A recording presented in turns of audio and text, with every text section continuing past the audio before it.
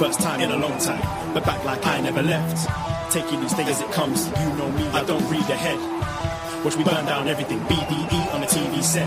When I'm in control on the road, you can never really know what's up next.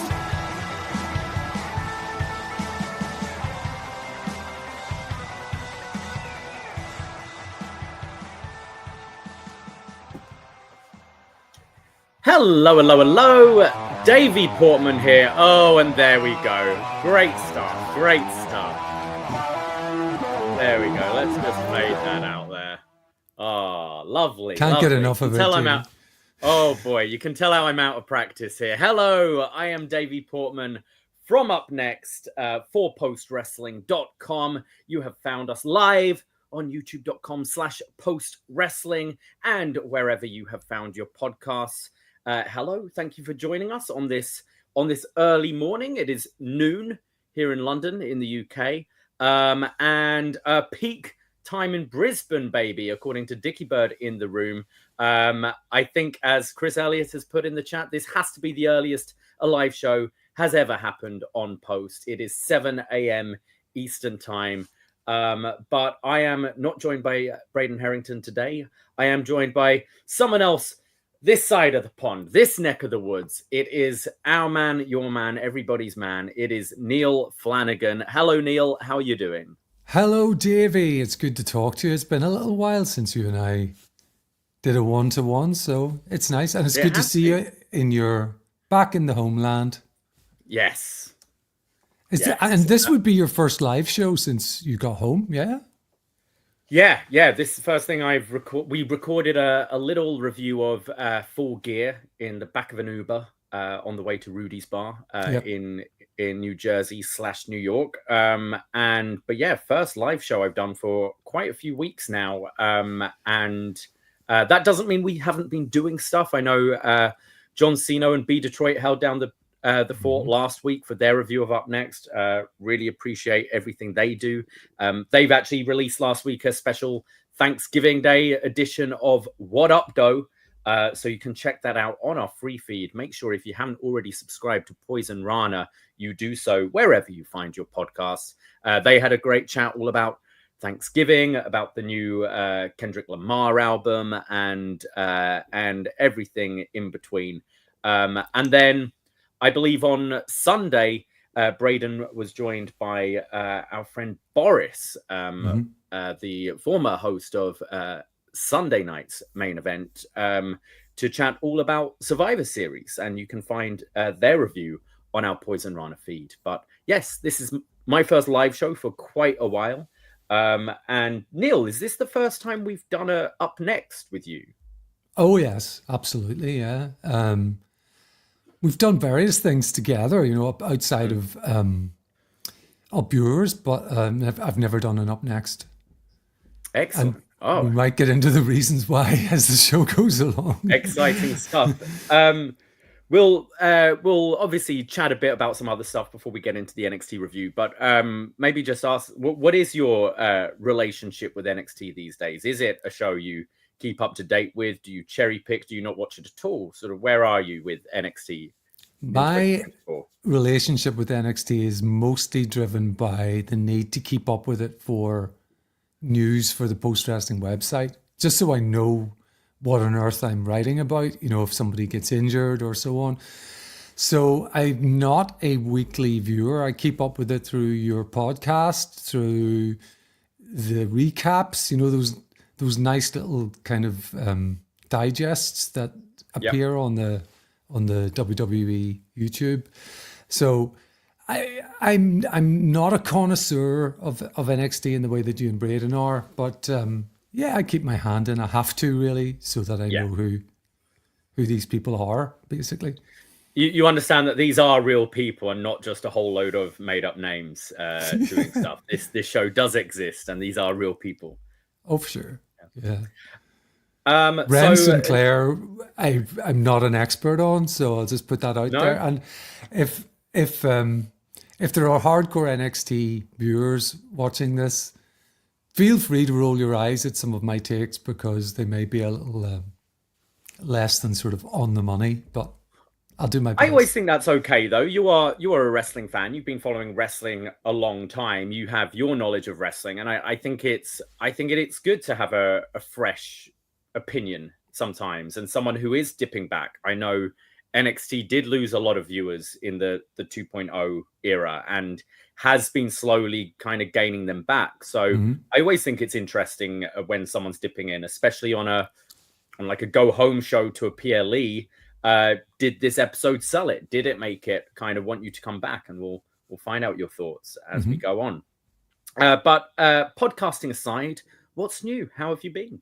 I've been really well. I'm looking forward to Christmas, I have to say. As you know, Davie, it's a big deal on this side of the pond.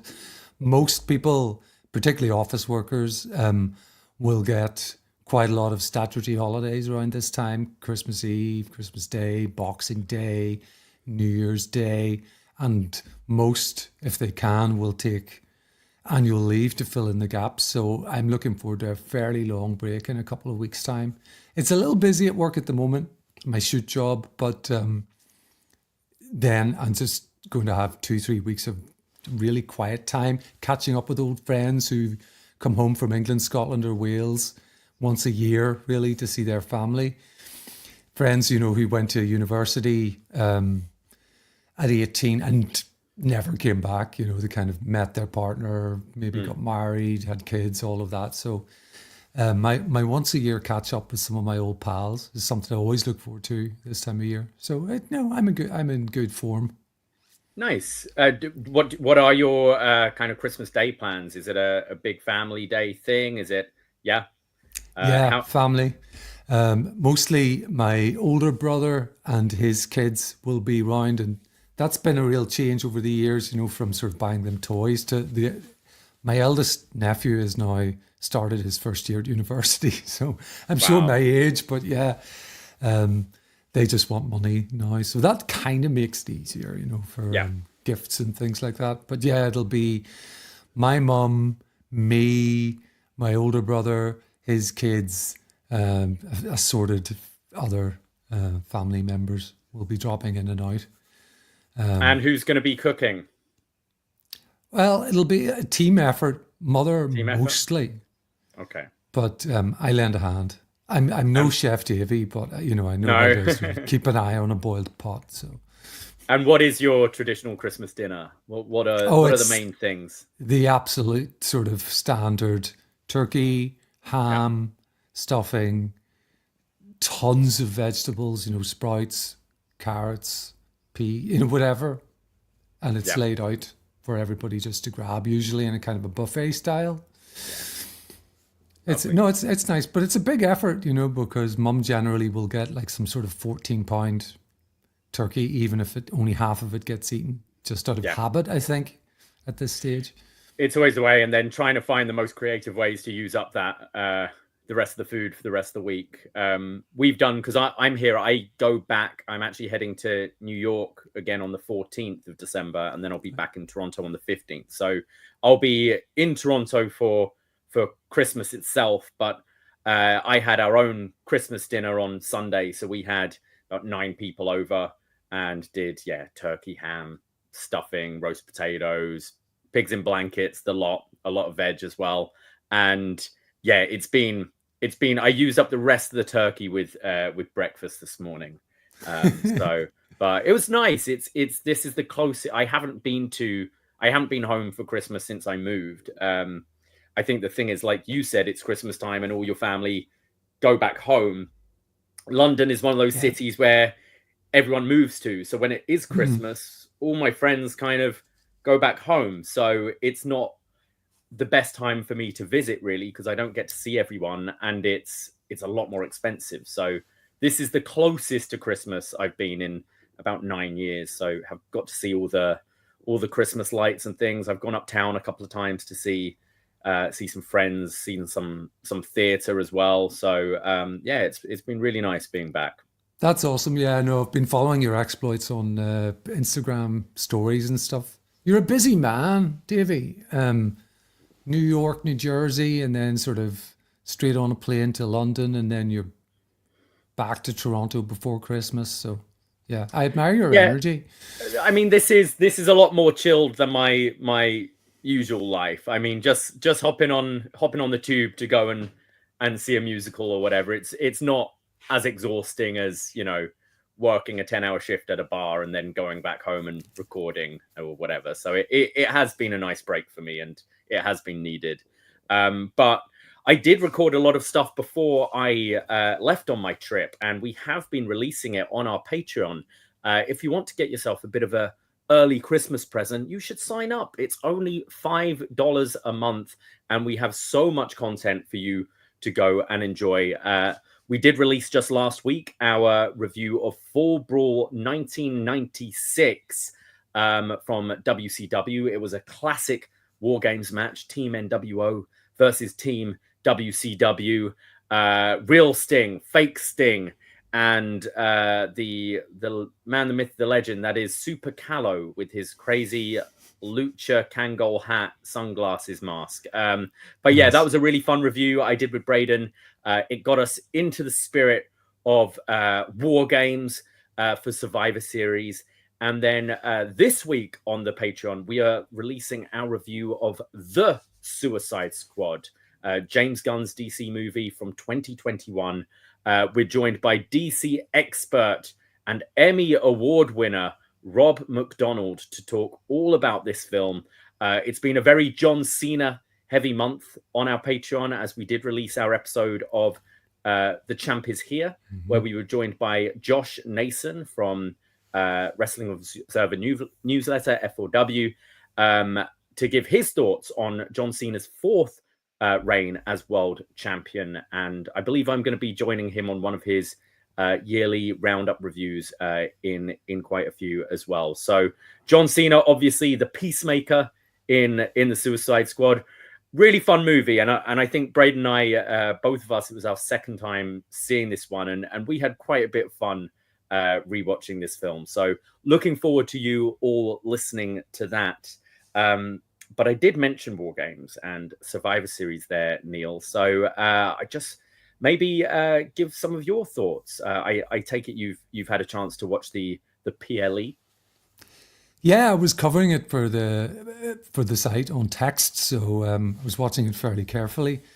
For me, it wasn't the best PLE WWE has presented this year, and that's not because of a lack of like shock returns or anything like that. I just felt it was sort of thumbs in the middle, 6.57 out of 10. I mean, still a very good show. But I think I saw a comment from you, Davie, about the War Games format and the sort of the preamble to the match properly beginning being sometimes a little bit plotting and a wee bit predictable. You know, next person comes to the ring. You know nothing's going to happen until everyone's in the ring. There's certainly no pinfalls or anything like that. So, you know, the timer goes, next person out of the cage, grabs some plunder, enters the ring. And at this stage, you know, we've seen it so many times. I'm getting a little tired. I think they could tighten up those matches a little bit, particularly the pre-match stuff. Maybe just the first time, or just 2 minutes, maybe in between entrance, something like that. That's one takeaway. Absolutely. I do enjoy War Games. It is a spectacle. However, I think there's just something needs to change. I've seen good War Games. Like I always think back to the one on NXT, which started with Pete Dunne and Kyle O'Reilly, and you had two real workhorses just having a great match across two rings before people came out. I mean, I think we started with Tama Tonga and Jey Uso, which was just like dull, very dull. And once everyone was in, I thought it was great and really picked up. But I wonder if you maybe get rid of the shark cages and do some, you get the pop of the music when the next person comes out. You could always have, say, for that main event, did we need to have CM Punk? I know they're building this Punk Roman story, but I don't think that's something they're paying off immediately. And maybe you could have kept the mystery of why is Paul Heyman not answering the phone, and the countdown's going down, and it's the fifth member who we still don't know who it is. And then Heyman comes out, and then Cult of Personality hits, and you kind of play off of last year. And then I think WWE fans in particular, they love a surprise, they love a theme song, they love a pop, and I think that, and then you could do that, and you could play off some of that tension with Roman and Punk as you did in the match, and still play off of where is Heyman's loyalties lying, because Roman hasn't heard from him. And I think it would get the anticipation on each entrance a bit more and more and more. Instead, you're waiting for things to happen. And I think the problem is with so many WWE matches is they are so formulaic and they rarely break the mold. So once everyone's in there, you've got great wrestlers in there and you can have a good match. But Chris Elliott's saying they did that with Kevin Owens' surprise back in NXT, and it got a huge reaction. And I think that would have played. I think people would have come off. You could have essentially had the same match, just structured a little differently. And I think you'd have got a better response from this crowd and people at home. I'm very much the same. Not a bad show at all. 6.5 is where I went. I'd like to, because the rest of the pay-per-views have moved away from, the TLC pay-per-view, the Hell in a Cell pay-per-view. I'd kind of like to get away from this War Games branding. Not to say get away from War Games, but, you've got a women's feud, which is a bit of faction warfare, and that's going into SummerSlam season, and you have someone come out and say War Games. And that way you don't feel tied to have 2 War Games matches on the same show and trying to find a way to make both of them different. And I think you could maybe just have a classic Survivor Series match on Survivor Series for an undercard, and then a War Games if you want. I don't think it needs to necessarily be tied to being every November. Yeah, and first to your point about the entrances, I like that idea a lot, because the way it was structured with CM Punk being the 5th member of the OG Bloodline team is very kind of old school and kind of like trying to sell a pay-per-view. They don't need to do that these days. The arena was pretty much an effective sellout already, so they don't really need to sell it in that sense. And it would have been a bigger moment if Heyman and Punk had been a surprise on the show. I think that would have it would have robbed us of the sort of awkwardness of Roman and Punk in the cage together. I kind of enjoyed that. That was okay, but it's only a fleeting moment. So I agree with you. Although I will also add that the War Games concept is infinitely preferable to the one time a year that the Red Raw and Blue. SmackDown I bleed 100%. Blue crap, Yeah, 100%. Exactly. But any other highlights from the show? I thought the IC title match was a lot of fun.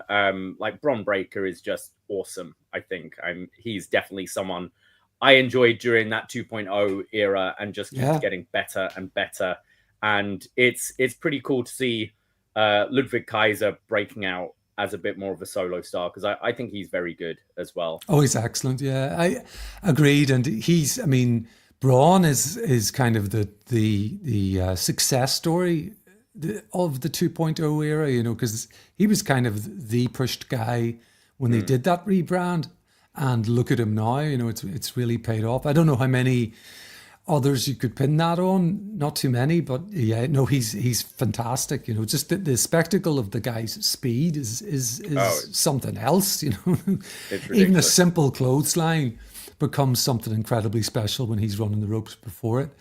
So that was another standout match, the IC title match, for sure. The World Championship match, the World Heavyweight match, I was kind of middling on it. I know that they were going for something different, the body part kind of thing, and kind of wrecking Priest's shoulder throughout. Yeah. Good storytelling, I guess, but it just didn't really enthuse me. I got kind of bored of it fairly quickly. We also just the week before had a pay-per-view with 14 matches about targeting a body part in Full Correct. Gear. So I'm kind of, I get it. It makes sense, but not the most exciting thing. And really didn't like the finish with Finn coming out. But having watched Raw, it looks like we're going to probably a triple threat match at whether it be Saturday night's main event or the January 6th Raw on Netflix debut. Any takes away from Raw this week? I know we had the big thing everyone's talking about was the anniversary of the New Day. I'm going to be a slightly contrary to the sort of crowd on that one, in that I really let me get the positives out of the way. I really think the three of them, all of them, did a fantastic job of performing the segment. But I've read some really, really super glowing reviews of that. Like it's one of the best segments one of the best executed heel turns in years, and so on. And I'm afraid they lost me a tiny bit with, and this has been said already by one or two other people, by the kind of, you broke your neck, so what, you fucking, you weakling, and Kofi to be in on that just felt a wee bit kind of like, I was beginning to sort of at that point go, this is okay. I suspend my logic, as I always do, for heel turns and for wrestling angles, but it was at that point, I was beginning to sort of laugh a little bit, which was not the intended reaction from whoever came up with this. But all in all, in the bigger scheme of things, it was a really good segment. It was the standout segment of the show, and I am nitpicking a wee bit when it gets to that. I think the very quick alliance after weeks of friction between Kofi and Woods was a tiny bit jarring, and Kofi in particular, sort of joining in on the, where were you? When, like 2 days before, I don't know if how widely this was seen. I was watching Survivor Series on the network, and of course on the network we don't get commercials. So they were throwing a lot of up, down, down segments, which I assume were probably in the commercial breaks on Peacock, with the three of them being super pals, riding their ice cream sort of tricycle around the new headquarters building and doing all these segments, being like, popping each other and being friends. I don't know when that was recorded, but it was kind of jarring to go straight from that sort of 0 to 60 in a millionth of a second on Monday. But I'm being nitpicking. It's but like Chris says in the chat, Austin. So what? Austin broke his neck. Yeah, he came back. For me, Angle broke his neck. I completely get where you're coming from. I really loved the segment. I just thought there was maybe just one line missing. Like I think even Kofi's turn, I sort of understood, because I think they've had for the last few months, the lines of like, well, we had E then, and you're the loose cannon and all that kind of stuff. And I think it was I think Woods maybe kind of made Kofi realize in that moment, actually, no, we don't need him. And where has he been? So I understood Kofi's point of view. I just wish it would have made that broken neckline so much less jarring if it wasn't, okay, well, other people have broken their neck and come back to wrestle. It's, why is it taking you 4 years to want to come back and manage us when you've been on the desk every PLE doing pre-show stuff? Why is it taken now? Okay, you've got a broken neck, but that hasn't stopped you from coming to all these different arenas and stadiums to talk about it. And I think that would have just been that for me was the missing piece. Whereas why does it take us to have a 10-year anniversary when now you want us to get back together? If you've been seeing us falling out for months, where have you been why haven't you been in our corner when we've been going for these tag titles the last few years, when we haven't been winning? I think that would have made it all just come together a little bit better and made it make more sense. But overall, I really liked it, and I think all three did great work. And I think the sort of kicked puppy Big E meme is going to be used a lot. Just bless him, poor guy. But it's interesting because I've read that they haven't tacked injury time onto his contract, and that his contract is set to expire. So whether I would like to see him re-sign with WWE, and I think because if he ever does get cleared, I think you've obviously got a great story to bring him back into. But this could have been a way to sort of quietly, well, not so quietly, but write him out as well. So it'll be interesting to keep an eye on that story and to see what his contractual status is going into 2025. Yeah, my sense is that the company would have a job for him. I don't think they'd let his contract lapse and just cut ties with Big E. I think, that would be bad PR for one thing. I know that the company isn't immune to bad PR. They've had much worse. But he's a really beloved figure, I think. And I think that probably goes for the management as well as, the other members of the roster. So I think it's probably down to him. If he has other projects he'd like to do outside the company, then that's where I could see him leaving. But my suspicion is that they'll keep him around in some capacity or other, even if it is an analyst for the PLEs, helping out backstage. In the meantime, who knows about a return? It seems doubtful, but they all do. Like Edge was never coming back. He was, when he did that podcast with Christian, the ENC pod of awesomeness, the two of them ribbed each other every week on that show about why they were never coming back. He was telling people who were emailing, no, I think you should look up spinal stenosis and you'll realize why I'm never coming back. And this guy, my best friend, his brain has been turned to, a bowl of jelly. So he can't come back either. And here we are, the two of them are active again. So never say never, I think, Yeah, I'd love to see him have a go at commentary. I think he could be very good at that. And I think especially NXT, if you ever shake up that team, I think, as you said, that's something you can pursue other things. It's once a week in Orlando just to show up and do a show. And I think he could be very good at that because I think he is a good talker and has a great voice on him and stuff. So I'd like to see him give a go at that down the line. Well, shall we get into some NXT? Okay, quick question first, David. Go for it. Because we exchanged a text or two before we started, and I know that you have been to see Wicked, the movie. Oh, yes. We shouldn't maybe spend too much time because we've talked about other things already. Yeah. But I, as someone who's seen the stage show, both in the West End and in Broadway, but haven't seen the movie, I'm very curious as to your thoughts on the film.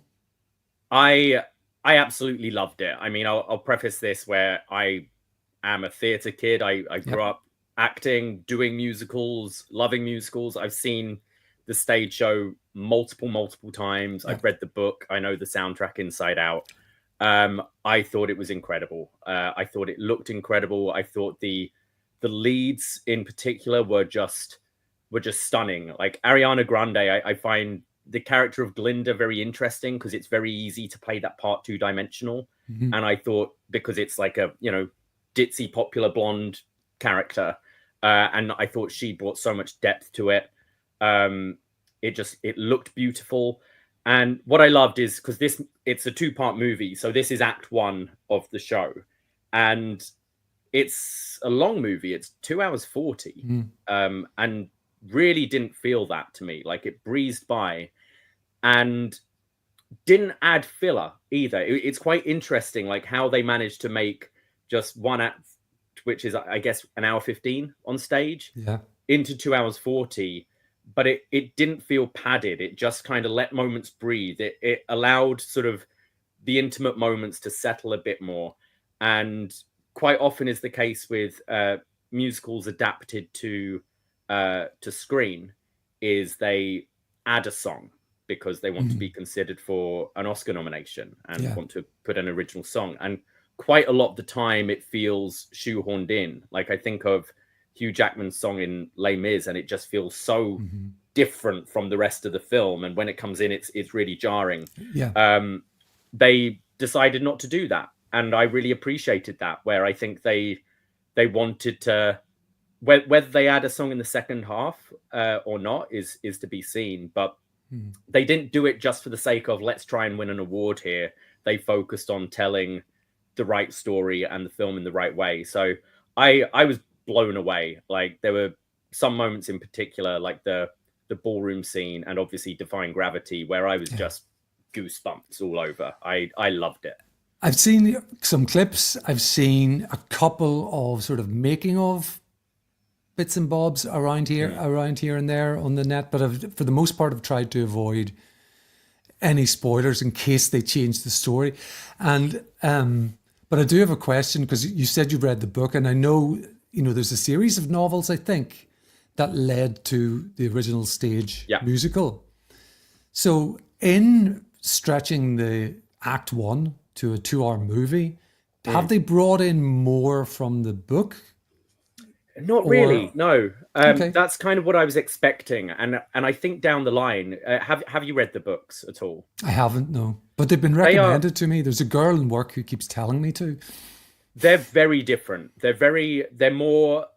I'd say Wicked, like the stage show and the film, is very Harry Potter, whereas I'd say the book is more Game of Thrones. Like, it's adult. Like, there's weird munchkin orgies and things like that in the book, and it's a lot more serious in tone. And I think it might have been, because I was curious with the runtime, are they going to take different bits from the book? And maybe they focus a little bit more on kind of the animals and what the wizard's been doing to them. But I think it would have been jarring to take other elements from the book, because just tonally it would have been weird. But down the line, I'd love to see like a HBO series of Wicked, and going off the books, going off of Wicked, Son of a Witch, Lion Among Men, and have it more Game of Thrones in tone, and doing it episodically, I think would work if you were to adapt the book. Awesome. Cool. Well, I'm hopefully seeing it later this week. So, and I'm sure we had a lot of wrestling fans just didn't go, what's all this musical shit? But fuck, I have to put up with Ninja Turtles, so deal with it. That's fair. Let's go into NXT December 3rd, 2024, live from the Capitol Wrestling Center in Orlando, Florida. And we're starting off with the first of 2 last chance Iron Survivor qualifying matches. We start with the women: Jaida Parker, Wren Sinclair, Kelani Jordan, and Cora Jade. We get a lot of early pin attempts here. Kelani and Jaida have a pretty cool moment where there's a backslide into a pin with a bridge, but Wren Sinclair runs in, pushing them both over to kind of attempt to pin both of them. I thought was pretty creative. Kelani then moonsaults off the barricade and looked like her shin just smacked Cora Jade in the face with the landing. She follows up with a twisting plancher to the floor and hits a high cross to Jaida, but Jaida catches her, and Jade comes off the top with a drop kick, knocking both down. Jaida Parker then drapes Cora and Wren Sinclair in the ropes to hit her double butt drop to both of them. After the break, we have a Tower of Doom spot with Kelani taking the worst of it. Cora is then hitting her CM Punk-esque high knees in the corner, but eventually caught with a big powerbomb from Kelani. Jaida comes in with a big one-armed spine buster, and Cora Jade breaks up the pin with a swanton. Everyone's just hitting their stuff here. There's Wren Sinclair with a beautiful double underhook suplex, and then applies a guillotine to Jaida, which is countered into a Falcon Arrow. And then you've got Kelani hitting a double frog splash to Jaida and Wren. And then Cora breaks up the pin, and she gets in her face, and she just says, "You're the same little baby you were a year ago." Kelani comes back with a 450 splash, but Jaida breaks up the fall. And then Lola Vice, who has been feuding with Jaida Parker, runs in, gets on the apron, and goes for her spinning back fist. Jaida ducks, and she hits Wren Sinclair by accident. Lola then grabs Jaida, pulling her out the ring, but a knocked out Wren Sinclair falls backwards and lands on top of Cora Jade and picks up the win. So it'll be Wren Sinclair going to Deadline. What did you think of the match, Neal? Really good. Like the only thing I could pick up on is when they came back from commercial, the Tower of Doom spot looked, a tiny bit kind of awkward. But like you said, like an awful lot of the moves in this were extremely clean. That Falcon Arrow you mentioned, and it was. I was really impressed by this as a wrestling match, and it made me kind of think, as I watched Dynamite on the Triller service. I would like to have seen this without a commercial break. I'm so used to it in WWE programming. It's fine, but yeah. No, very, very good. The finish could have gone a wee bit wrong. It could have looked a bit goofy, but it didn't. It worked really, really well. So the finish was nicely done. And Wren Sinclair, who I was kind of joking about with a couple of people last night, I'm not really familiar with her.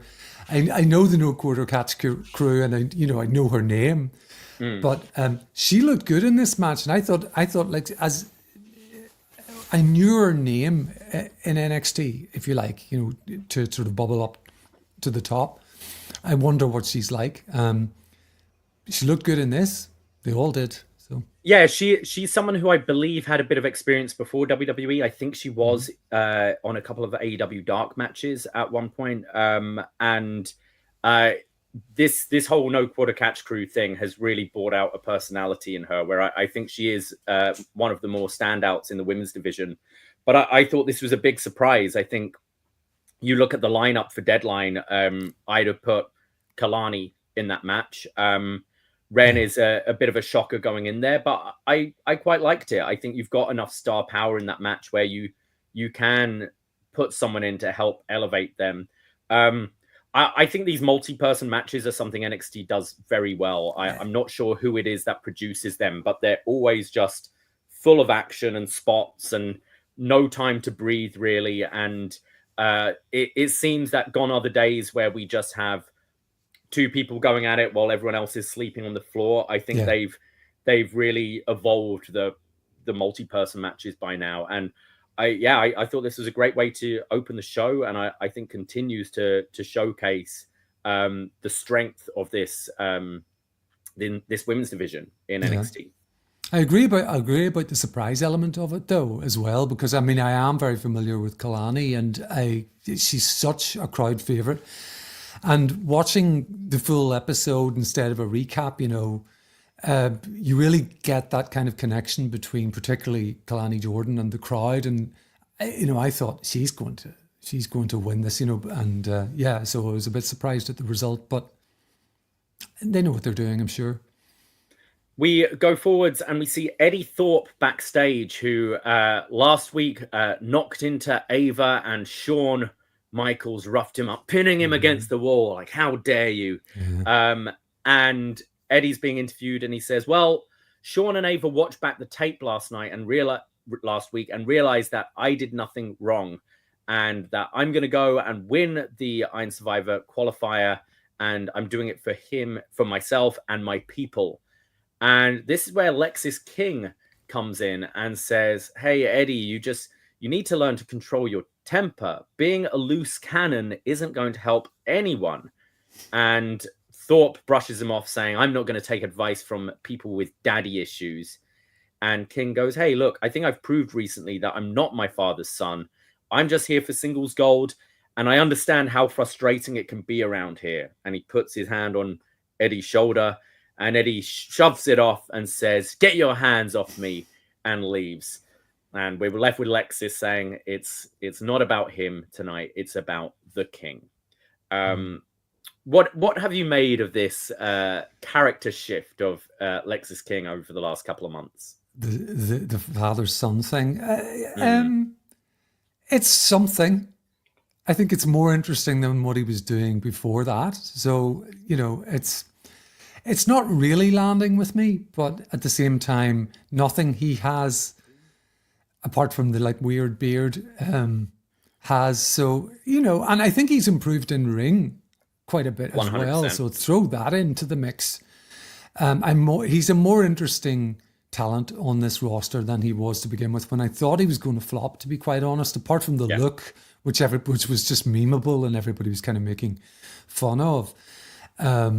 He was not great in ring, and I think he's really come on, I think it's fair to say, leaps and bounds in that regard. So the storyline is the storyline, and we'll see where that goes. They can always pivot, but I think he's getting better, and I think that's the main thing here. And I just to go back to Eddy, I agree. He shouldn't have grabbed Ava by the arm, but it wasn't his fault. Someone else, I wasn't quite clear who it was, shoved the door into her. Yeah. So, yeah, Sean, let the blood rush to the head a little early, when he heard Eddy's name. But I definitely find King a lot more interesting. They're kind of going with that, when MJF was playing a baby face and everyone's just waiting for him to turn. Like, is this sincere or is this genuine? And I think it's definitely made him more interesting as a character. We then see that Jaida Parker comes out, and this I saw getting a little bit of controversy online because she says she wants an underground match right now with Lola Vice, and it appears, or at least it sounds like, she had a bit of a Booker T moment here. I don't know if you picked up on this or not, Neal. When I watched it, it was on the network, so it wasn't beeped. She said, we got to run this shit back. And then she said, "Bitch, I ain't leaving."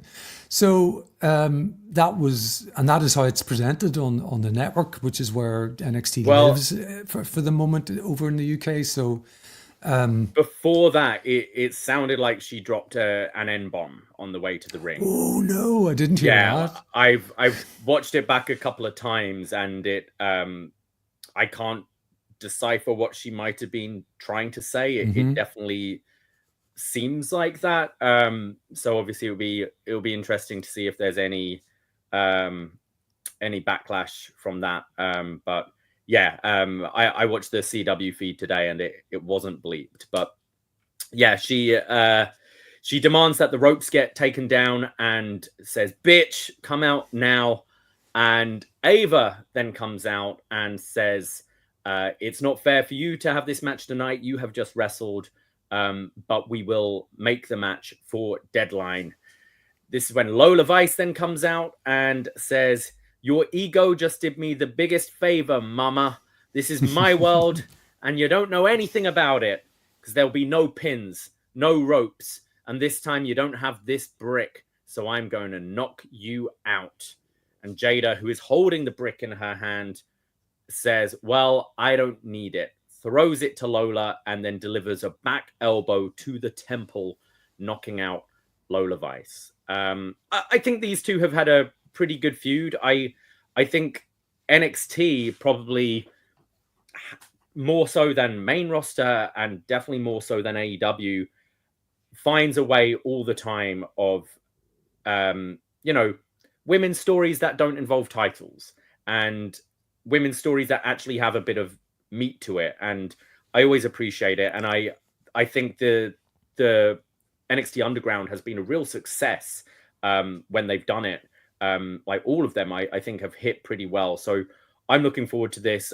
Lola, this is her match. She's been very impressive in them so far, and I think she should win. I think this should be her gimmick that she goes undefeated for, and can then bring it up to the main roster at some point. But Jaida keeps on getting better and better as well. So I'm down for this. I'm quite excited for this match.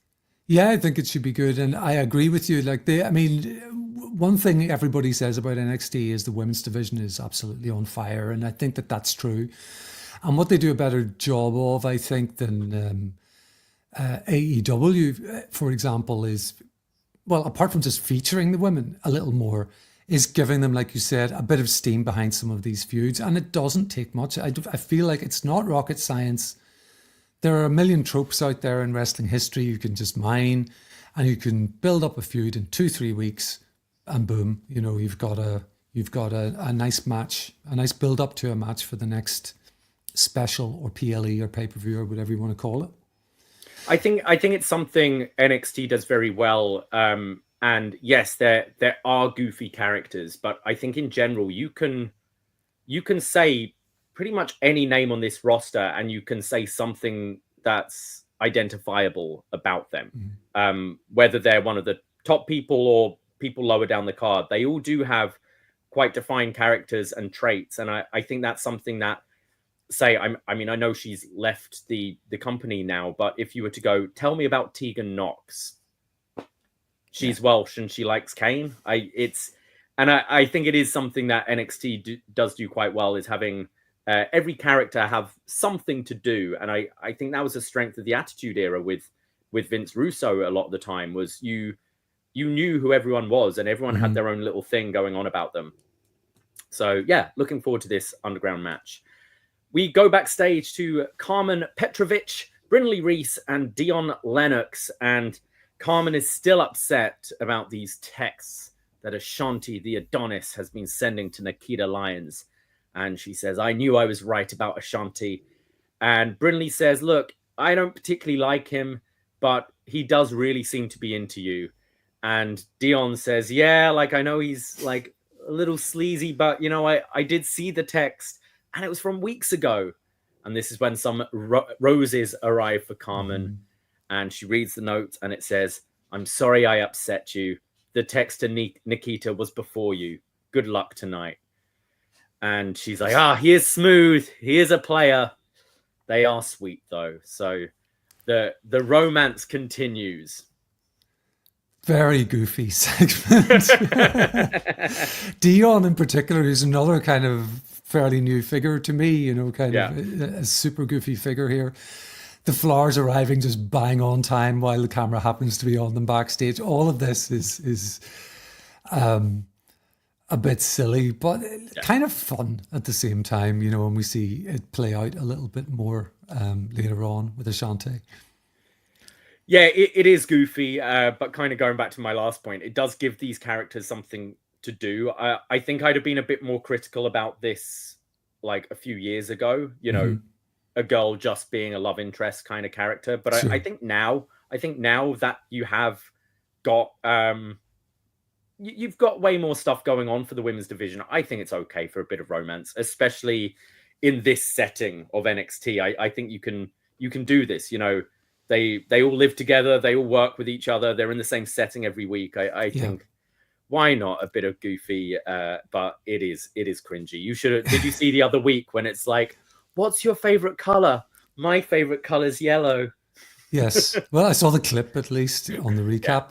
It is a bit cringeable, but it's like you said though. I've latched on to what you said. It's giving this huge cast of characters something to latch on to, some identity, and in a fast-paced 2-hour show with tons of ads, because when this reaches the network over here, it's like it's cut down to 1 hour and 20 minutes. And that's just the removal of the commercial break. So it's a lot to fit in, and yet they do manage to give them some identifying quality. So I don't see any issue, any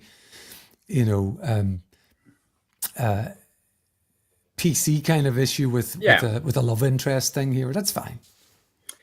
We see Axiom and Nathan Fraser. Axiom is going to be in the main event in the qualifying match for the Iron Survivor.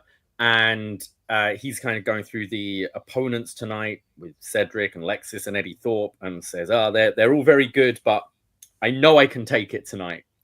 And Nathan Fraser isn't paying attention at all as he's focusing on the tag teams involved in the tag team battle royal. And Axiom says, oh, now you care about the tag division. Like, where have you been the last few weeks? And Fraser's like, well, you know what? I have 2 matches I need to focus on.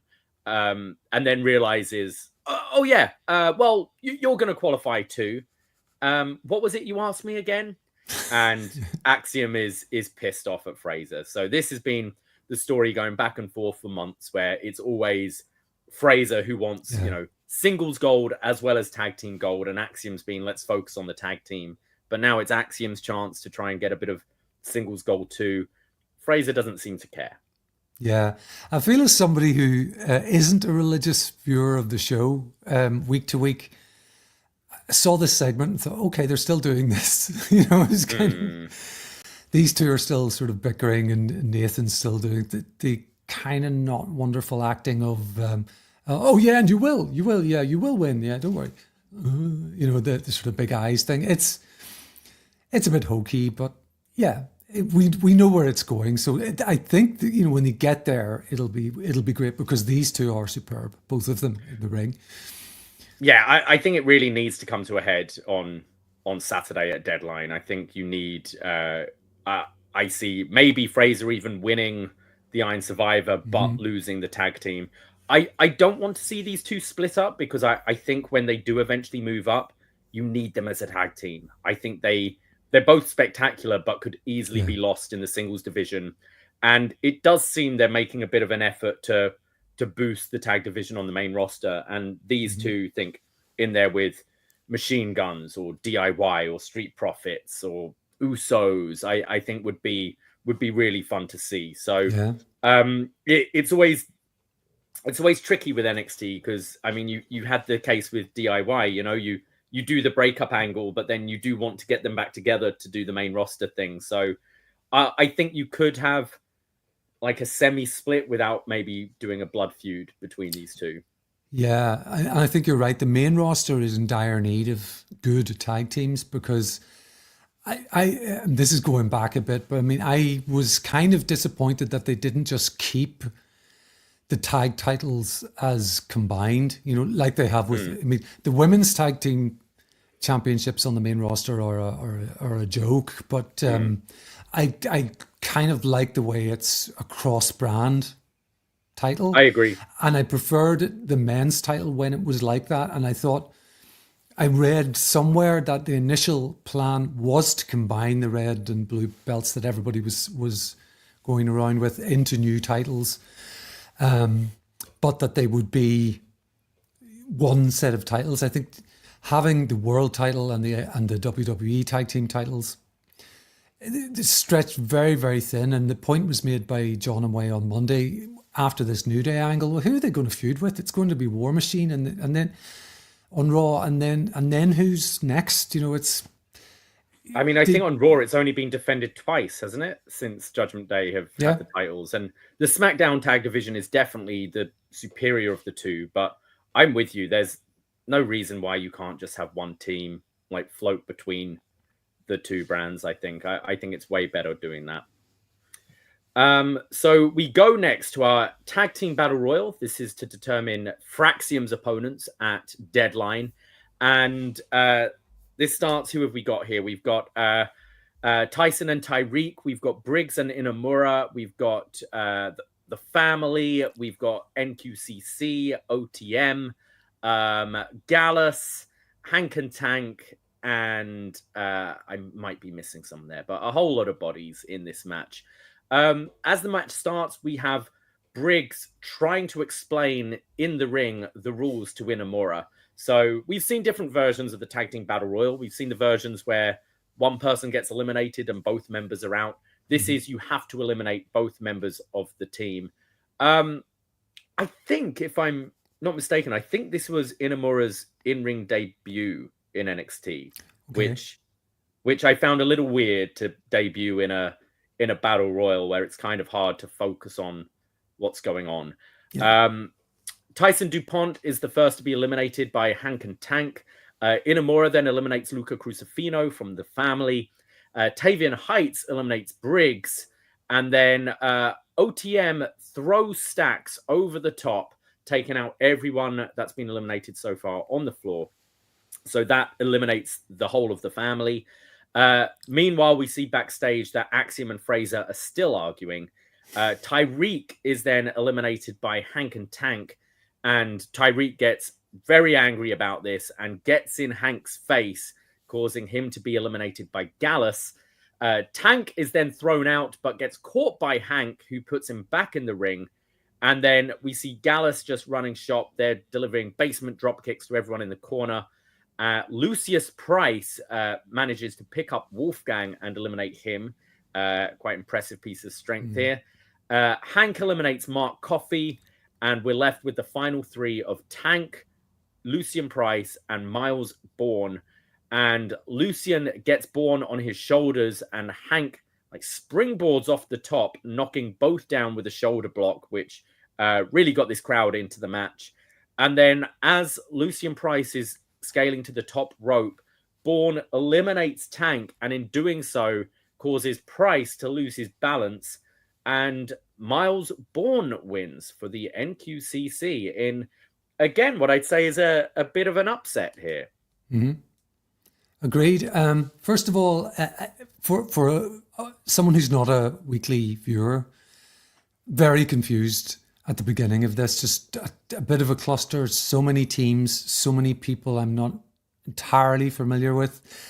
And we didn't get entrances for them all. So well done, Davie, on identifying all of the teams, because, you know, we saw some of them come out and then they just sort of went to the match where there are guys already in the ring. Also during the break, we had eliminations, you know, that were just sort of, we were just told who was left, you know, when they come back from commercial.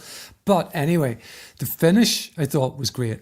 And Miles Bourne, I think looks good from what, you know, from the little I've seen of him. And the last I saw of him before watching this show was on Bloodsport, because he was one of the NXT talents on it last weekend, and he looked good there as well.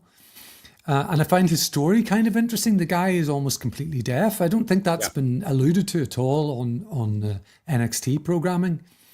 They do make jokes quite regularly. Okay, it's quite often a skit backstage where Charlie Dempsey is kind of barking orders and says, "Miles, you go and do this for me," and Miles is just stood looking in front, and then he's like, sorry, what? They do quite a few deaf jokes, and I know it used to be a thing with, more so when he was Level Up, that the crowd would do the waving hands, which is deaf for applause. But they don't, it's kind of like they do with, you know, when you know who someone's father is, where they allude to it and make cute little jokes, but they don't out say exactly. Got it, yeah. But he, like I say, he looked good here, and another, like you said, fairly surprising win, though. So Bourne and Tavion. Yeah, I kind of like it. The tag division is in a bit of a building process right now, and like Fraxium are head and shoulders above everyone in the division. We've had the family have quite a few title shots down the line, and we've had, obviously, Chase U have just split up, who are quite a popular tag team in both sort of iterations of the team. And I like this. I do like Miles Bourne a lot, and I think there is some real potential in him, and I think his story is good, and I think there is a likability factor about him. And Tavion Heights, I've really liked what I've seen so far. You know, he's collegiate wrestler, big suplexes. Like I love that style, you know, Angle, the Creeds, Lesnar, like that kind of style. He's very much of that build. And Fraxium are just known to have great tag team matches. So they could really help elevate these guys. And I think this could be one of those matches that could be a bit of a sleeper hit and could really help elevate this team. So I don't think on paper it's the most attractive match to have on a PLE, but I think it could actually surprise a lot of people. As for the Battle Royal, you're right. Like it was just a cluster really until you got to the last few people, and then I thought it picked up. But I don't think there were particularly creative spots in eliminations or anything until you got to the final few. Yeah. So we move forwards, and I'm back. Eric Bischoff comes out and says that NXT is undeniable. And he also says that he's undeniable, as he's always been on the cutting edge of professional wrestling. Now, did you know, Neal, that this man created Nitro and created the NWO? I don't know if you've ever heard this, but he created the NWO, and then they went on to beat WWE for 83 weeks. And then he went on to absolutely tank the company and has been living off of this thing that he created back in 1996 ever since. I heard some rumors, but it was good to hear him, clarify that for us. He didn't mention the last part of the equation there, that he basically screwed the things up after, in the run up to sort of 2000. But I wasn't especially looking forward to the Eric Bischoff segment, and we can sum it up afterwards, I guess, but here he is. So he's going on about his accolades, but is basically saying, I'm a revolutionary and NXT is revolutionary. And he said, when I walked through the doors of NXT, I had that same feeling and it was awesome. And now we all get to be part of a revolution.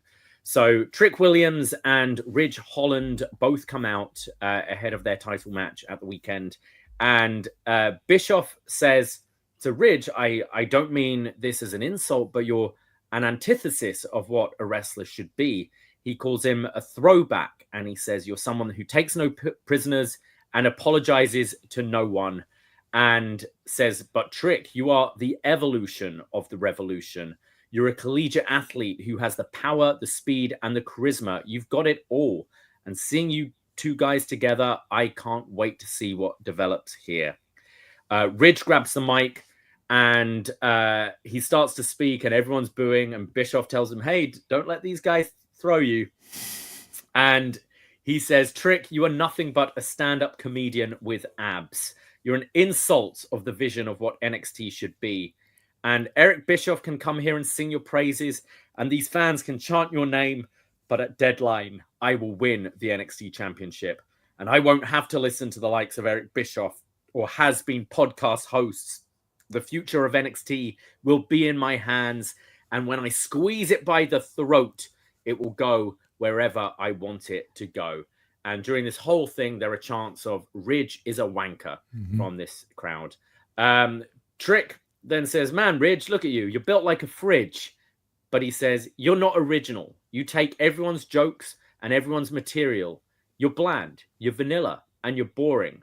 But don't let this flash fool you, because I'll take this ice off and give you a cold-ass whooping right now. And you wish you had what I had, and you know it. And Ridge says, no, I don't need what you had. I proved myself when I destroyed Chase U, and I proved what I'm about when I beat you in Philly. And we grew up different. He says, over here, you played football. You're covered in pads, and referees are looking out for you. Well, I played a man's game.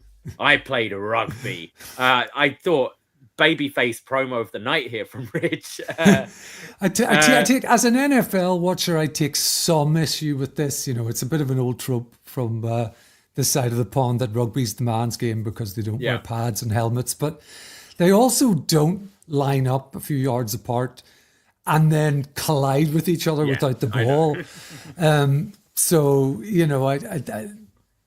But yeah, it's a lot of people on the side of the Atlantic will have been with Ridge here. He also kind of, why would he go after Eric, and call, I mean, I agree with him, what he said, he's washed up, podcast host, but I sort of felt he would maybe play into the Eric. Bischoff's role here, it's confused me slightly, he was there to stir the pot, we were told. That was the whole, Cash, what is it? Controversy is cash, and Eric's here to sort of bring that, and he kind of didn't. He just sort of introduced them, really. Yeah, I think Ridge was referring more to Bubba Ray when he was saying about Washed Up has been podcast host. Oh, okay. Because he just had the feud with him, but was also like a little dismissive of Bischoff here as well. Ridge goes on saying, I'm looking you in the eyes, staring you in the soul to tell you that you are soft. And at Deadline, I will put you down and I will leave NXT champion. And Trick says, oh, you think I'm soft, eh? And punches him. They all start to brawl. They fall to the outside. And then Ridge delivers the Northern Grit DDT on the announce table. And we get the stretcher job with Trick on his way to hospital. But yeah, I agree with you. I thought Bischoff, this is what NXT do a lot of the time. It's just an excuse to get someone out there, to a familiar face, to get a bit of a pop. But I thought they could have definitely used him a bit more to, as you said, stir the pot a bit more. Yeah, I don't think he was necessary here at all. No. And I don't know that the CW core audience are they as hardcore, that they're really into seeing Bischoff appear? Who knows? Maybe I'm colored slightly because I don't like Eric Bischoff very much. Yeah. Yeah. So there's that. So, I think even as recently as this week, he was kind of just doing his usual shtick of being a company man who doesn't work for the company by absolutely shitting all over AEW, and what everything they're doing. So, yeah, I mean, I feel you could have, if you knew you were having Bischoff this week, you could have sold Ava getting bumped last week and turned it into a bit of an injury and had just, Ava's out of action, so we're having Eric Bischoff as the special guest GM next week to take her place while she's recovering. And that might have been a bit more interesting. And then you have just storyline wise, he's putting together the rest of the matches for Deadline. Just that's more his role he's always been more of a manager, a GM kind of thing. So I think that would have maybe worked a bit better. But as someone who doesn't watch this every week, I'm curious to what your take on Ridge Holland was in this segment. Obviously, Trick is always very flashy and smooth on the mic, but what do you make of Ridge here? I don't mind him. I mean, he is he has wanker written all over him because the guy comes out, and I know this is not the first for this, but he's got his nice boots on, nice fitted jeans, leather belt, and nothing else. The top up, he looks like a tool. He also looks incredibly intimidating. His promos are, what they are. But I think they're kind of effective in their own way. He's not really, he's leaning into the sort of Northern Englishman.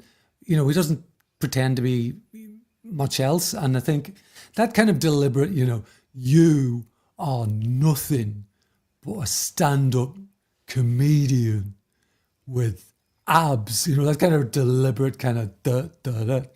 Great Yorkshire accent there, Neal. Pretty poor, actually, when I hear myself, and I won't be listening back. But it kind of works. The audience don't seem to mind as Americans, and they're into calling him a wanker and so on. So yeah, I think the presentation kind of works. I think he's definitely improved a lot and this NXT run has been beneficial for him. I can't say I'm particularly excited about seeing the match itself, where Trick has been shaky when it's come to these matches. He has had some great ones. I mean, Ilya was just a great opponent for him. Yeah. And not much else has really hit. The Ethan Page just hasn't hit. I get why he's the champ. I mean, he's so charismatic. He's so liked by this crowd. And I think he will be a star. But I don't think Ridge is the person who's going to bring a great match out of him, unfortunately. That being said, I think the story with Chase U has got Ridge a lot of heat. Like, he is from this NXT crowd kind of getting that Dominic Mysterio reaction whenever he talks. It's just loud boos, which is a good thing. And I think his promos are effective. I think he's come a long way on the mic. So he's definitely, NXT is about development and he has developed. Do I want to see the match at the end of the day? Kind of probably not. Yeah, I feel you're probably right. This segment was probably better than the match is going to be. Because they built it well, and the hospital angle and Ava having to leave, and which I guess we're about to get into. But as you said, I'm looking sort of to these two guys in a match together. Yeah, it doesn't enthuse me too much. So we see Sarah Schreiber outside, who reports that Ava has gone to the hospital with Trick Williams, and she doesn't know what it means for the NXT Championship match at Deadline. We go forward to Karmen Petrovic taking on Nikkita Lyons, the battle for Ashanti, the battle over a text. And Nikkita's dominating the early part of the match with some kicks and choking Karmen in the ropes. And Karmen fires back with some nice-looking kicks of her own. And this is where Ashanti runs out to cheer on Karmen. And Carmen's kind of knocked down in the corner. So Ashanti helps her get up.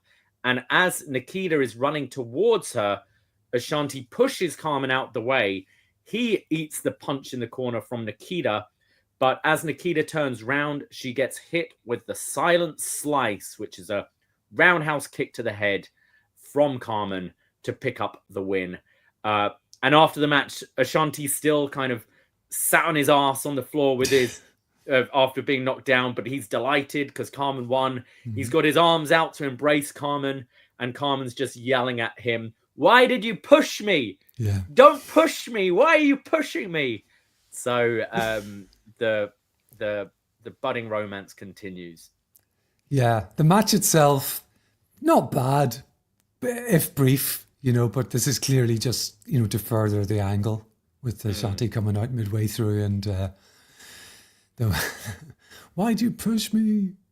Yeah. I can't say Bloodsport is really my cup of tea, but I am curious to go and see how Petrovic was here, because I do think her kicks look pretty nice, and that is her background. And a lot of the time you find people that transition from like MMA or whatever into wrestling, it's difficult because they've got to kind of pull back their strikes because they're trying not to hurt the person. And I think hers do look pretty good. I'm still not really into Nikkita. I don't think it's necessarily fair for me to comment on her wrestling in this match because it was so brief and it was more of an angle than a match. But she's not someone that connects with me in the slightest. Yeah. As I say, I watched Bloodsport, and I think that her strikes, Petrovic strikes, they did look good. The matches are all very brief. There's like maybe a dozen matches on Bloodsport, and none of them run to more than a few minutes, until you get to the main event. And I'm a bit with you, Davie. It's not really my cup of tea after. I kind of enjoy the change of pace, the unique format of it.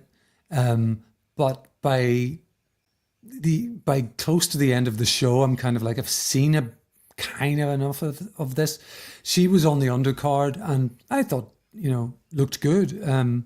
So yeah, I think her background in martial arts serves her pretty well in this, at least in the striking sort of part of the game. But yeah, it's very difficult to judge anybody on this match. We see Sean Spears backstage with Nico Vance and Brooks Jensen. What can you tell me about Nico Vance, Neal? Very little. These three were backstage, and thank you to the producers for putting up the chyron, because Nico Vance, I was like, who's this dude? I don't know who he is. It is something actually, and I don't know if it's a Lee Fitting thing, but they have started doing that a lot more recently, is putting the names on, and I think it's very helpful in NXT because you have so many new people every week, so many ridiculous names. So if that is a Lee Fitting thing, I do appreciate it, because I've seen this dude a couple of times, but this was the first time I learned his surname was Vance. Good. That shows that I'm not completely out of touch then, because I was like, who's this? Obviously I know Sean Spears and the great Brooks Jensen, but Nico was new to me. Yeah, so he joined just a couple of weeks ago. He's kind of Sean Spears heavy that he's looking after. And Spears just says that Nico did wonderful work last week. Brooks asks what's next, and Spears says, well, with the talent we have, we can take over. He says he's been cultivating Nico for a while now, but they need a bit more time before he's ready to be released. And this is where Gigi, Dolin, and Tatum Paxley walk past. And Spears indicates that they need more. They need another addition to their team, essentially. And he tells Gigi that he'll be watching her match and wishes her luck. And they leave. And Tatum goes, "Ew, he's creepy." And that's coming from me. Spears looking to add Gigi Dolin to his group, which pretty much every team now in NXT does have a female involved in it as well. So I'd expect to see Gigi, or maybe they swerve it and have Tatum join this team. Yeah. And he does creepy pretty well. That's as much as I can really say for Sean Spears, because even in during the match, when he comes out and stands in the entranceway, he does look like a creep. So yeah, he is. We see the No Quarter Catch crew backstage celebrating Wren Sinclair's win and Miles Bourne and Tavion Heights win. And Dempsey says, "Look, guys, I know I'm hard on you, but the three of you really impressed me tonight and made me proud." And Tavion says, "Now we help Fraser and Axiom focus on singles gold by taking away their tag team championship." And Wren says, "Everything went exactly how I planned." And Charlie's like, "Well, you got knocked out and laid on top." "No, exactly how I planned it. And now it's time to bring gold back to the Wren QCC." Quite far. I do think this has been a good thing for that. Definitely getting more personality out of Charlie Dempsey, and it's helped Wren a lot with this group. I find this quite an amusing segment. Yeah, it entertained me for all the 90 seconds or so it lasted. Charlie Dempsey I've been aware of. Obviously, I know who he is. I know whose son he is. I know he went off to Noah with Tavion to do the N1. I haven't seen a great deal of character work from him. I think he's beginning to bud a little bit and this was just another little segment where, he's showing a bit of character. I kind of like how this group, basically, they think they're the Blackpool Combat Club, but they're actually the Dark Order. They're like, they think they're these machine technical wrestler, serious dojo, but they're all a bunch of dorks. And I think it does make them quite endearing and definitely better than what they were doing that with Gulak when this group started. We go to our next match. It's Izzi Dame taking on Gigi Dolin with Sean Spears watching on. Izzi hits a kind of running TKO and a double stomp to the stomach and gives Tatum Paxley a big boot on the outside as she's cheering on Gigi. She delivers another big boot to Gigi and applies a single leg Boston Crab. And there's a couple of backslide counter pin attempts from the two. And Gigi kind of hits the Gigi driver out of nowhere for the win. Pretty nothing match, I thought, here. This is Gigi's first match, I believe, since returning from injury. So I'll give her a bit of time, but she still looks, to me, quite clunky in the ring. There isn't much smoothness. There wasn't really anything sort of crescendoing to her finish at the end, which for someone who has been doing this for a while, I'd like to see some improvement now. Yeah, some of her peers who've had the same amount of time are clearly better. And I'm not talking about the likes of Julia or Stephanie Vaquer who came in with a pedigree of already being, really good. Yeah. The match itself, a complete throwaway match just to reestablish Gigi on her return. Very little to say about it.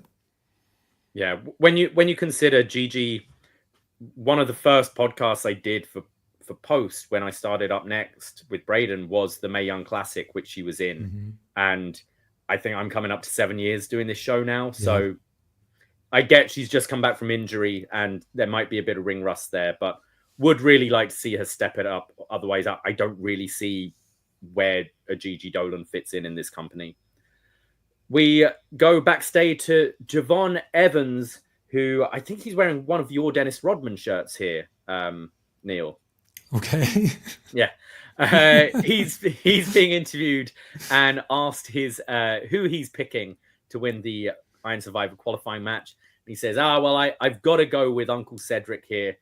And this is where X-Pac just walks in wearing an NWO t-shirt and says, Javon, I was in Florida and I just had to pop by and just say I'm a big fan of yours. And Javon, who he plays this all very well, he gets all giddy because he sees X-Pac, who he was a fan of, and X-Pac goes, you're the same age as I was when I beat Razor Ramon. So a nice little tie there.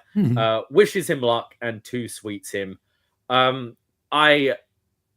bit of a nothing appearance from X-Pac here, but there's something I find really endearing about the guy. Like he's clearly just nervous in these segments. I found when he did the Hall of Fame speech a couple of years ago, and even here he was a little stumbly over his lines and stuff, but I can't just help love X-Pac. I think he seems like such a sweet guy.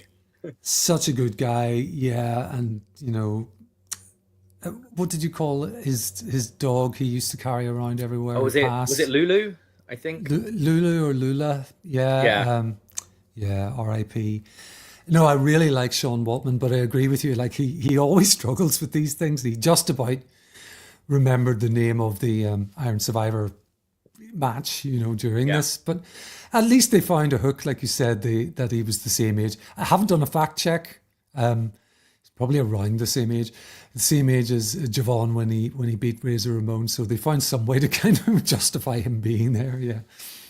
Oh, they too sweet after the segment as well, which Javon is very excited to be able to do. We go to the main event, the Iron Survivor qualifier on the men's side. Eddy Thorpe, Axiom, Cedric Alexander, and Lexis King, with Ethan Page, who is already qualified, on commentary. Very quick start to the match with all just flying around and trading pin attempts. We get a Spanish fly from Cedric to Axiom, but the pin is broken up. After the break, just like in the women's match, we get the Tower of Doom spot. And then an O'Connor roll with a German suplex bridging combo from Lexis King. So pinning both men here. I thought this looked really nice from Lexis here. He follows up with a tope con hilo to the outside, and then a swanton from Lexis to Cedric, and Thorpe breaks up the pin. There's then a brainbuster from Eddy to Axiom for a near fall, and an avalanche Spanish fly from Axiom to Eddy for a 2. But as it's kicked out, Axiom immediately grabs the cross arm breaker. Cedric breaks this up with a frog splash. Lexis runs the ropes and runs right into the Michinoku driver from Cedric. And then Axiom flies in with the golden ratio to Lexis King, goes for the pin, but Eddy Thorpe drags Axiom out the ring and steals the pin himself. So again, in a bit of an upset, Eddy Thorpe winning and qualifying for the Iron Survivor. But I thought, much like the women's, like very well booked, like not really any downtime in this. But I got it. For me, I thought Lexis King was the standout in this match. He looked very clean. I think all the moves he executed looked good. I was looking to fault him here, because I haven't really seen him wrestle much of late. And no, I thought he looked really good. They all did, in fairness. The super Spanish fly from Axiom's amazing. There's a real place for these like almost speeded up matches with very little selling and everyone's getting their moves in. Really, really good. And like you said, a surprising result though. I wouldn't have picked Eddy as the eventual winner here. I definitely think sort of King turning babyface, it allows him to be a bit more flashy. And I don't think he found an interesting style as a heel wrestler. But being in here and being able to, fly around a little bit was good. But yeah, again, very like the women's match here. Just fun, fast pace. I enjoyed it. We see Robert Stone and Stevie Turner in the office, and they're on the iPad chatting to Ava, who has checked up on Trick. And Ava says Trick is insistent that the title match goes ahead on Saturday. Cora Jade then comes in and she's complaining to Stevie and Stone that, Lola Vice got involved and it's not fair and shouldn't have lost the match. And they just say, look, it was a 4-way. That's how 4-ways go. And then Eddy Thorpe comes in, having won his match, to see Ava. And they go, oh, she's at a hospital with Trick. Oh, of course. He's the champion. Of course she's there with him. This guy's just become a dick. And it's definitely the most interesting he's been since joining NXT. Eddy says that she did the right thing not suspending him. And he proved that if given an opportunity, he succeeds. He then storms off and Stevie says, is it me or does everyone seem really pissed off? And then this has been a little bit of a trope now in NXT. Someone walks into the room and Stevie and Stone have to do some acting where they have to pretend to look shocked that they've seen someone who we're maybe not expecting. Yes, I have to admit, this is kind of a new one on me, and I was waiting for the payoff, and it didn't come. So I'm glad is maybe the third or fourth time they've done this, and it's so goofy every time because they're not looking at anyone, and it's always like, Yeah, and by the end of the show, I was kind of like, how did that tie in with the backstage attack? But obviously, it doesn't. Is the answer that you're telling me? So this is just a trope. Well, no, it is a setup for, okay, someone has come in and it's probably someone who's returning or someone who isn't currently on the roster, maybe, but we'll get to that at the end of the show. And maybe some Americans will be what backstage attack here, as WWE had timing issues again last night. Oh dear, right. We go to Roxanne Perez, the NXT Women's Champion, who comes out and she's cutting a heel promo. She says, I'm sure the girls in the Iron Survivor are used to waking up Christmas morning with no presents under the tree, but one of them will have a title shot, gift wrapped to face me. And she says, it won't be easy. And she knows it because she's won the Iron Survivor before. But it's sad because they're all going to be fighting for second place as no one beats the Prodigy. She congratulates Wren Sinclair, who qualified, and she says no one believed in her like no one believed in me, and she could be the next Roxanne Perez, but she won't be. And Sol Ruka says we'll be hitting soul snatchers, but she won't snatch my soul because no one beats the Prodigy, not even your chosen one. And the chosen one was supposed to be Julia, but, well, I beat her, and they can just never beat me when it counts. And I know what you're going to say, that Zarya and Stephanie have both beaten me in tag matches, but you'll learn that traveling the world doesn't compare to when you step in the ring with me, as no one beats the Prodigy. We then have Sol Ruka come out, Zarya, Stephanie Vaquer, and Julia. And Rock says that this is what it's all about, but you have to get through each other before you get through me. So the 4 women brawl, and as Roxanne's leaving, Wren Sinclair attacks her, knocks her down, and holds the title up high. I've been high on Roxanne as a heel. I think she's done pretty well in the role. I didn't think this was a good showing from her. I thought this whole segment was so cliche and tired and worn out, and Rox just didn't have any original material here. No. I didn't think the line of no one beats the Prodigy really landed as a catchphrase, if that's what she's going for. No. I found this quite groan-inducing, to be honest. Yeah, I think she clearly is going for that as a catchphrase because she said it about at least 4 or 5 times during this. And if I hadn't taken some notes on the promo, I wouldn't really remember much other than that. It was very by the numbers. And even the angle afterwards, where they, predictably everyone comes out and has a brawl, was kind of, very, very tropey, very kind of seen it a million times. Especially here, it was 4 baby faces brawling. Like, you'd just be like, especially Vicaire and Julia, who have been established as friends and a bit of a tag team, you just go, no, we're not fighting because you told us to. We'll just wait till Saturday. Was just so cliche. So not a strong end. And this, if you were watching on the CW, we then cut to the news, and that's the end of the show. However, if you are watching elsewhere, we do go backstage, and we see that Eddy Thorpe has been attacked, and we assume taken out of the Iron Survivor Challenge.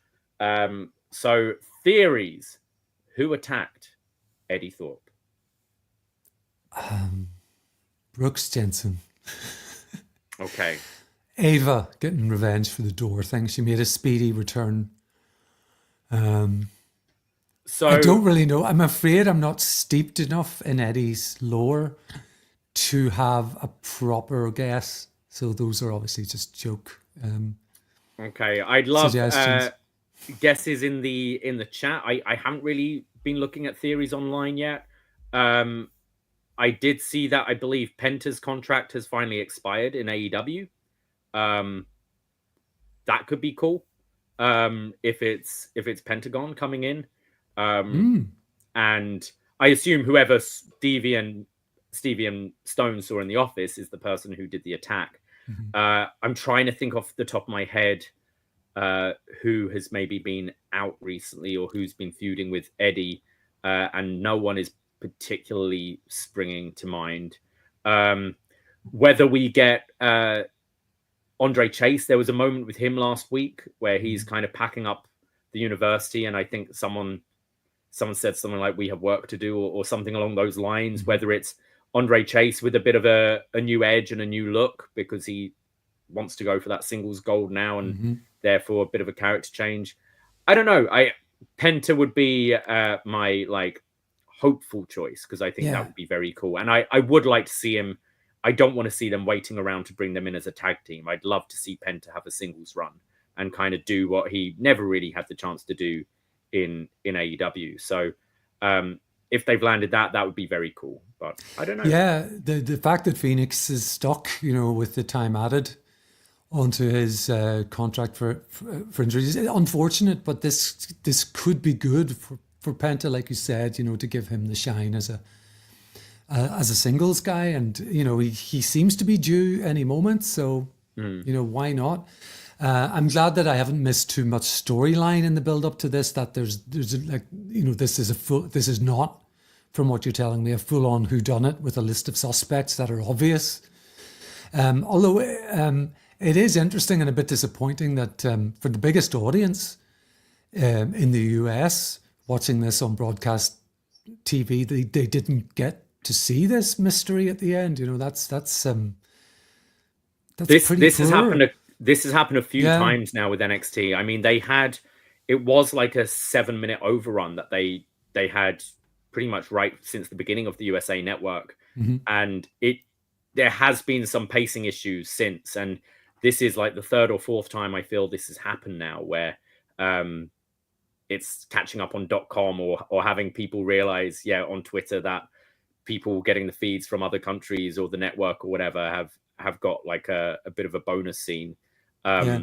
So something that it's surprising for WWE, because their production is normally very slick, and it is something as good as it's been in since kind of the regime changes. This has happened a few times, and even has happened on Raw. I remember Gunther winning a title match or something, and it's pretty much the winner is Gunther, and then it's ended. So definitely having some issues there, but I like that. It leaves a bit of intrigue going into the pay-per-view. I always like a good mystery and who's going to show up. So there you have it. Overall, as someone who doesn't watch regularly, did this episode make you want to tune into Deadline? Oh, for sure. And I would have watched Deadline anyway, because I do watch the NXT specials, PLEs, whatever you want to call them. And they, generally speaking, are very good, which is why I watch them. But watching the full episode for the first time in a while of NXT, will I watch it next Tuesday? Probably yes is the answer, and because I know this will change come January in the Canadian market and in the UK. We're both going to be in the happy spot of getting everything on Netflix. Oh yeah. Although the library is a worrisome thing for. I'm worried for what's next. I really am. What's next, and also reviews from the 6 and Up Yours choices and for John and Way Rewind Away, choices. It's going to be a problem, I think, because it seems pretty clear to me from the messages I've been getting saying first of all, your WWE network subscription has ended. I've got that. Yeah. We're giving you the rest of December for free, and then you'll have to tune into Netflix. And meanwhile, the wording on Netflix is very kind of clear that, seems to me at least, they're not going to have the library, or at least all of it, in the beginning. It talks about select programming or something very vague, So if I were WWE, I would just keep the network going as a free concern with some of those, some of the older stuff. They have the database anyway, and I believe is it the Philippines? Is it Philippines or Singapore or something? Are having Philippines, the network as it is, so it will be there. So as you said, just keep it as a free thing for just the stuff that isn't on Netflix yet. And I guess it's a big thing transferring everything over, but it will be a real shame for, I think, a lot of podcasters out there. And I'd assume, I would hope that, your big things like all the Rumbles and all the WrestleManias and things, I'd imagine they will be available when it turns up. But yeah, Chris Elliott's saying he thinks that's what the WWE Vault channel on YouTube is going to turn out to be. So hopefully. Very possible, yeah. And of course they can monetize that as well if it's on YouTube, because their foray into YouTube was the WrestleMania Behind the Curtain documentary, which like almost famously at this point has ads, unless you've got premium or a blocker of some kind that works, because they keep getting around those. Has ads like every couple of minutes. It was an infuriating watch. So yeah, good point from Chris that they can stick Smoky Mountain and whatever else on there, and stick some advertising in as well. I think it feels like that's actually an obvious place to put it. But my larger point before getting to that was going to be seeing that the show is, once the commercials are edited out, is an hour and 20 minutes. I absolutely will watch that the next day. Probably not something I'll stay up late for on a Tuesday. The late nights on a Monday and early in the week are harder for me these days with work. Yeah. I've kind of a top-heavy week with work, so I don't get to stay up for Raw as often these days, or upNXT. By midweek, I can do it for Dynamite, but knowing that they take the ads out and it's on the network for just over an hour the next day, I think I'll tune in next week for the fallout of Deadline.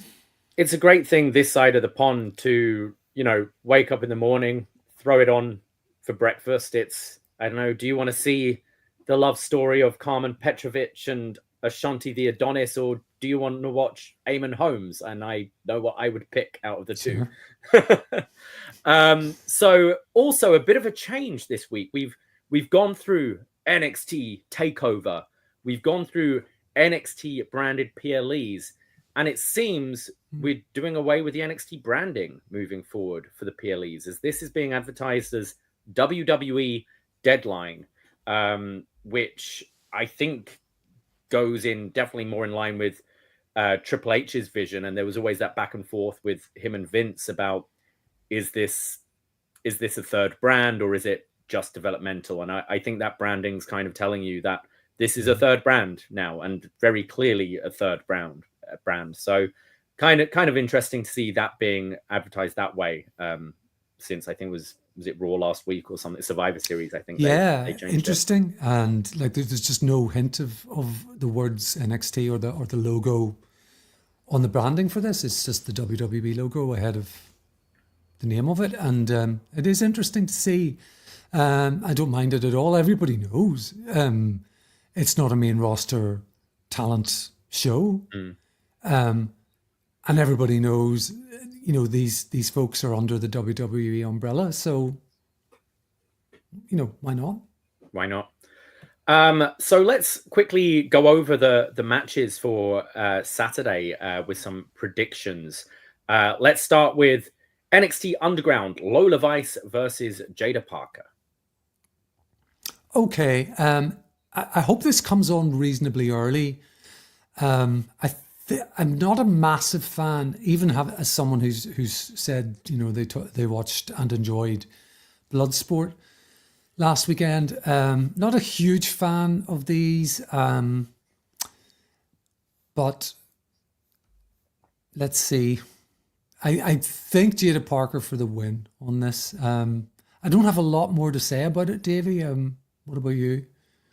Jaida Parker won their hardcore match in the Philly show. This is Lola Vice's match. I think Jaida Parker's standing tall tonight. I'd go with Lola. I think she should go undefeated in this match for a while. So I think Lola needs the win here. Sounds logical. I defer to your greater knowledge. We go to our NXT Tag Team Championship match. Nathan Frazier and Axiom taking on the No Quarter Catch crew. I go with the NQCC here. I think it's I think if, as you mentioned, you pick and choose when you watch NXT, and this Fraser Axiom thing has been going on a long time. I think with Nathan Fraser sort of burning the candles from both ends with entering the Iron Survivor as well, it makes a whole lot of sense to be this is the night they lose the championships, and I think could be a really fun match. Yeah, and I think the other two, Bourne and Tavion, will probably be elevated by Axiom, who are just so great, and they're not slouches either. They've shown a lot of progression. So yeah, I think this could be, I think you said earlier in the show, this could be the sleeper match of the PLE, even though No Quarter Catch crew were probably not on the list to win the Battle Royal. But yeah, and it absolutely makes sense for storyline reasons to do something with Axiom and Nathan Fraser. We go to the NXT Championship match, Trick Williams versus Ridge Holland. Yes. I mean, it's hard to see Trick not retaining. They've kind of teased a weakened Trick Williams because of the angle. But we've also been told he hasn't been written off. He's insistent, as Eva said, on doing the match. That will probably make it more competitive, and we'll, you can buy into some near falls for Ridge Holland. But I find it difficult to see Ridge Holland as the winner of this match. Yeah, I think it's got to be Trick. I think they've done as good a job as they could have done building up Ridge here, but I think it's got to be Trick here winning this going forwards. And especially, I don't necessarily see this main eventing the show either. I think you're probably main eventing with the men's Iron Survivor. So, yeah, I go for a win for Trick here. We go to the women's Iron Survivor Challenge. Sol Ruka, Stephanie Vaquer, Zarya, Julia, and Wren Sinclair. Well, I think it's going to be awesome. I think both of these matches are going to be great. I really, really like the format. Me too. We were reminded many times from the desk that it's the most exciting 25 minutes in WWE, not just in NXT. And there's something to be said for it. It's a format they've stumbled across that really works. Yeah. With the penalty box and everything. I remember when the first one happened, it was kind of, okay, this seems a bit overcomplicated on paper. In execution, it's not. It's very exciting. It's very easy to follow. So we're talking about the women's match here, where we've got some wonderful wrestlers involved in this. It'll be interesting to see how Wren hangs, I think, with the others. But I think for sure it's going to be a lot of fun. If I have to throw out an eventual winner, it's going to be either Julia or Vicaire, I think.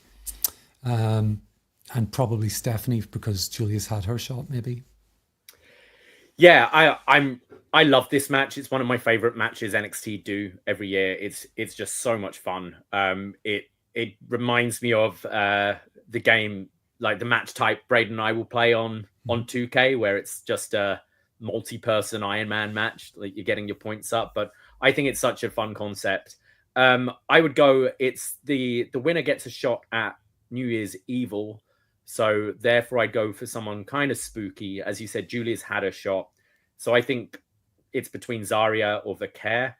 And I think I'd go with Zarya. I think the match format, you could have her come out and just, F5s to everyone, picking up some quick pins and winning the thing. So, I'm going to go with Zarya for this. And it would make sense. They're pushing her hard, aren't they? When they can remember her name. I think the last time I watched NXT Live was back at Halloween Havoc, which of course had that clip of Dave LaGreca and Bully Ray not being able to remember Zarya's name. They're standing there going, and what about the appearance out of nowhere of passes over to LaGreca, who's like, yeah, it was amazing. Yeah. They have to be told in their earpieces later on who that was. It wouldn't be a surprise, I think, if Zarya And then we have the main event: Wesley versus Javon Evans versus Nathan Fraser versus Ethan Page versus potentially Eddy Thorpe. I think this match will main event the show. I just look at the talent involved in this. I think it's going to be absolutely bonkers, this match. But some people are going to probably message me after this and go, no, his contract's not up or something. But I'm just going to go outside the box and say Penta wins this. Kind of going back to our conversation at the beginning with I wish you could have surprise entrances with the War Games. You have the opportunity to do this here, where the final entrant is the mystery opponent. And I think it would be a great way to debut someone. Again, this is for a title shot at New Year's Evil. Penta has that spooky gimmick, so that all ties in. But overall, I think this is going to be an outstanding match with the talent involved. I think whatever happens, you're right. Even if Eddy makes it to this match and it goes ahead as it is billed to go ahead, it's going to be really tremendous match. But I love your thinking, Davie. It would be great, and I think to do it, in December, it's going to their last show of the year to tee things up for New Year's Evil would be great. And I think you can't have someone take that spot and not win. So I think whoever's taken out Eddy Thorpe should win this match. But yeah, I'm pretty excited for this. I won't be covering this show on Saturday. I'm actually going to be in Liverpool attending one of my good friends' wedding. So I'll probably be watching this on the train back from Liverpool. But don't worry, there will be a post-show taking place on this very feed on Post Wrestling. And it will be Braden with John Ceno Evil. So make sure you come and join that. They'll be going live about 5 minutes after the show ends. Make sure you follow all of our socials. We'll be keeping you updated on when we're doing shows. So follow us at Poison Rana Pod and follow me at Davie Portman. And Neal, where can they find you? You can follow me at Neal Flanagan. No, you can do it on X if you like, but I don't post anything there. I keep it for work reasons mainly. I'm all about Blue Sky these days. So you can catch me there. I'm certainly not super active, but more active there than I am on Twitter. Yeah, I'm very much using Twitter to sometimes just call people idiots on my personal account. But in general, I use Blue Sky. It's a lot nicer. And you can find me there at davie.poisonrana.ca. and follow us at poisonrana.ca on Blue Sky. I'm kind of waiting till my followers get to a good number before I fully cut the cord on Twitter, but it is a cesspool there. And I'm just going to go to a quick couple of comments in the chat before we wrap up. I did unfortunately forget to put up feedback this week. So thank you for everyone in the chat. It's kind of cool seeing new names because we're doing this at a different time. So thank you for finding us today. Big Time Baxter says he'd like to see the NQCC win the tag titles as they need to heat up, and he likes them as a group, and says, how much a burden has the removal of Drew Gulak been to NQCC? It's like a weight is lifted off their shoulders, and Wren and Tavion are great additions. I couldn't agree more. Although I did like Damon Kemp. I kind of miss Kemp a little bit. He says he was holding the group back and gave them that jobber status. Now they have legitimacy. Chris Elliott in the chat says, between the Iron Survivor and the Casino Gauntlet, it's nice to see both companies coming up with new and interesting match types. And Big Time Baxter also saying, I think Penta does work in NXT while Ray finishes his deal. So yes, always love hearing your thoughts, guys. And if you did find us for the first time again, make sure you hit that subscribe button so you know when to find us next time. But Neal, thank you very much for stepping in. I thought this was quite pleasant doing a show at this time, day after. Yeah, just after 11s, Davie, nice kind of UK stuff. I had my coffee, a couple of biscuits, and then had the StreamYard link. So time to catch up with my old pal Davie, see how he's been doing. It's been good fun, and a change of pace from when I usually do these spots, which is often at 3 or 4 in the morning if I'm sitting with Way. So you need to have a think of your next up yours. I feel we're long I know overdue. You do. You told me I was a coward for not having. This isn't a personal chat. And I looked through some of the movies that I'd bought digitally, like way back, on iTunes, to think there must be something here haven't seen in a while that I know I really like because I've spent money on it. And didn't come up with anything. But bear with me, Davie. I won't be long. Okay. Well, the door is open for whenever you want to walk through it, Neal. But thank you. Thank you. Let's hopefully not leave it so long before we do a show again, and hopefully get to catch you sometime in 2025 in person. Awesome. Would be awesome. Yes. Thank you very much, everyone, for joining us. As I said, join Braden and Sino on Saturday for their review of WWE Deadline. But that's it. Take care. Be safe. Ahoy!